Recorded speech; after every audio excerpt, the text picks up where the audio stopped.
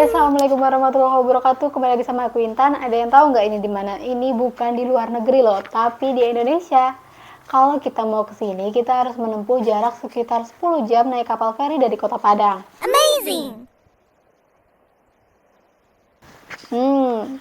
Betul banget, ini adalah Kepulauan Mentawai. Selain keindahan alamnya, Pulau Mentawai juga jadi tempat favoritnya para turis, terutama turis asing yang pengen berburu ombak untuk surfing. Gak kalah keren nih sama Hawaii, Pulau Mentawai juga masuk 10 besar dengan pantai ombak surfing terbaik di dunia sejak tahun 1990-an. Namun, Pulau Mentawai yang indah ini sering banget terjadi bencana alam, terutama gempa bumi. Apalagi Pulau Mentawai masuk di dalam zona megatrust.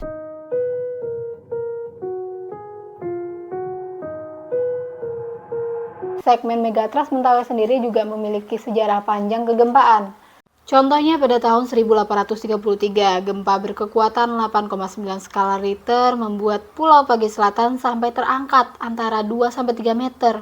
Dan gempa tahun 2007 menaikkan Pulau Pagi Selatan setinggi setengah meter.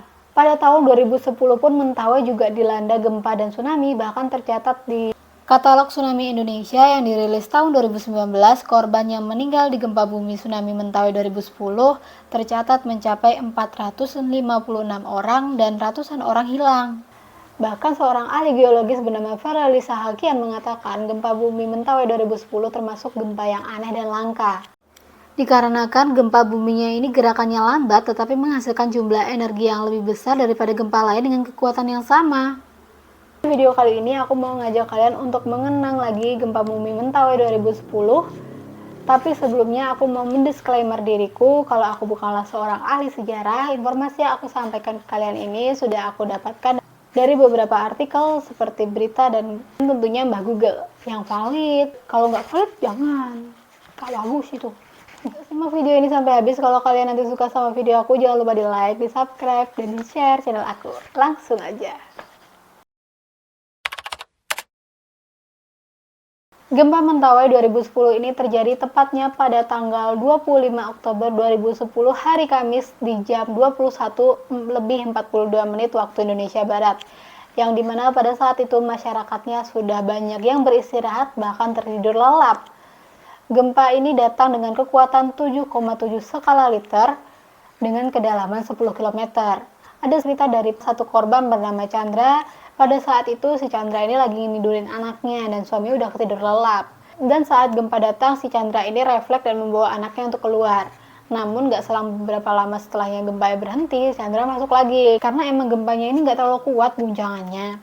Setelah 10 menit saat gempa ini selesai, Chandra mau beranjak tidur. Tahu-tahu dari arah laut terdengar suara ledakan. Otomatis suami Chandra yang tadi tidur langsung kebangun. Dia ngecek keadaan di luar. Namun saat itu nggak kelihatan apa-apa karena gelap dan hujan deras juga. Tapi suasana malam itu tuh udah mulai membuat gelisah. Para warga pun sadar kalau ledakan itu bukan cuma ledakan biasa.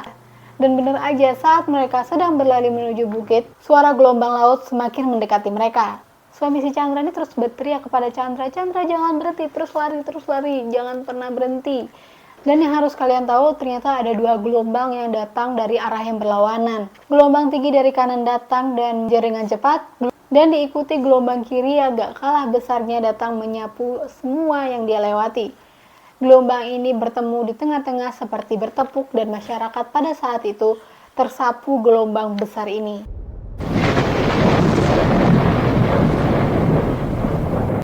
Chandra melihat banyak banget warga yang terseret ombak dan Chandra sendiri juga terpisah sama suaminya. Saat Chandra terpisah sama suami dan anaknya ini, Chandra merasakan ada sebatang pohon kelapa yang menghantam tubuhnya dan membuat Chandra terlentang dan terkubur di pasir. Selang beberapa menit setelah tsunami ini mereda, ada seorang bapak-bapak yang menemukan Chandra. Bapak ini ngajak semua masyarakat lain untuk membantu mengangkat pohon kelapa ini. Chandra pun akhirnya diselamatkan. Dan mirisnya lagi karena pada malam itu sedang diguyur hujan lebat. Jadi penerangan pun juga nggak ada karena akibat tsunami tadi.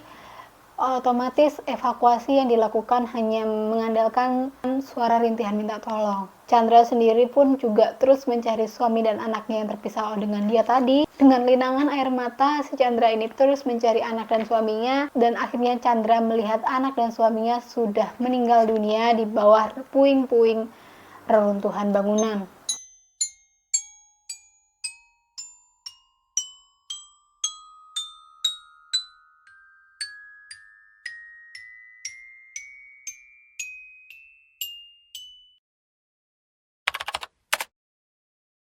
Kepulauan Mentawai sendiri ini terletak berbatasan langsung dengan Samudra Indonesia di sisi barat, jadi kerap banget dihadang gelombang tinggi. Pada saat proses evakuasi dan penanggulangan bencananya pun juga terhambat, dikarenakan ini adalah kepulauan, jadi cara terbaik untuk menuju ke sana adalah menggunakan kapal. Tapi cuaca yang ekstrim dan tidak bisa ditebak menjadi halangannya. Bisa saja saat berangkat cuacanya ini terik. Nah, pas beberapa menit kemudian cuaca bisa berubah menjadi gelap dan angin kencang. Butuh berhari-hari untuk menembus pesisir barat lautnya dikarenakan cuaca ekstrim itu. Bahkan helikopter juga kesulitan mendarat karena nggak adanya landasan. Bantuan pertama aja datang ini 2 hari setelah kejadian. Gak kebayang sih gimana rasanya para korban pada saat itu, pasti sudah kelaparan dan kedinginan. Baik, sekian dari aku. Mohon maaf kalau ada kesalahan dalam penyampaian di video Gempa Bumi Mentawai 2010 ini. Kalau ada kesalahan, mohon dimaafkan. Kalau ada kekurangan, bisa kalian tambahkan di kolom komentar. Assalamualaikum warahmatullahi wabarakatuh.